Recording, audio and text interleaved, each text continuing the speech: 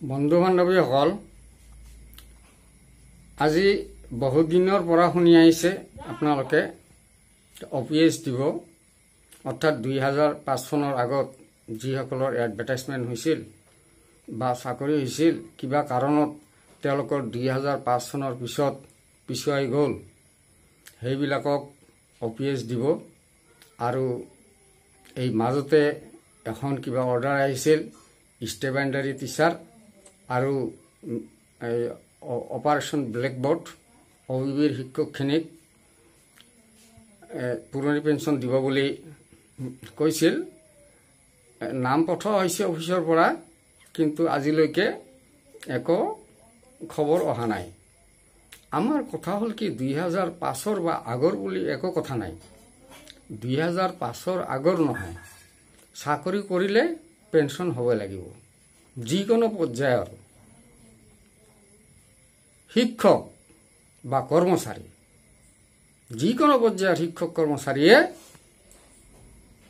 কি হ'ব, পুৰণি পেঞ্চন পাব লাগিব।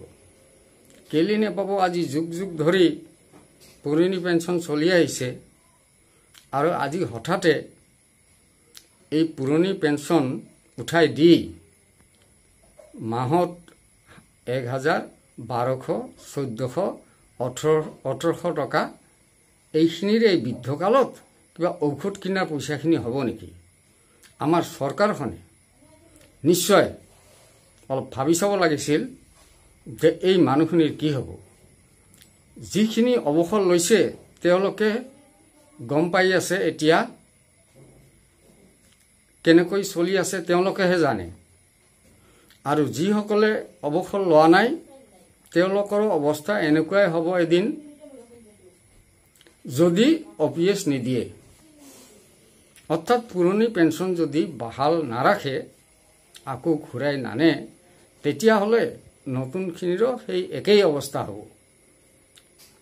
আমি যেনেকৈ তিল তিলকৈ মৰি আছোঁ, ভুগি আছোঁ, ঔষধ কিনিবলৈ পইচা নাই, কিহেৰে আমি সংসাৰখন চলাই যাম, এইলৈ বহু ডিপ্ৰেশ্যনত পৰিছোঁ। গতিকে এই অৱস্থা সকলোৰে হ'ব এদিন, যদি পুৰণি পেঞ্চন ঘূৰাই অনা নহয়। ইয়াৰ কাৰণে বহুতবাৰ আন্দোলন হৈছে, দিল্লীতো আন্দোলন হৈছে ভালেকেইবাৰ, ৰামলীলা ময়দানত, যন্তৰ মন্তৰত হৈছে, গুৱাহাটীত হৈছে, আৰু আমাৰ শিক্ষক সন্থাৰ পৰাও কেইবাবাৰো আন্দোলন কৰিছে, কিন্তু আজিলৈকে একো সুফল পোৱা নাই।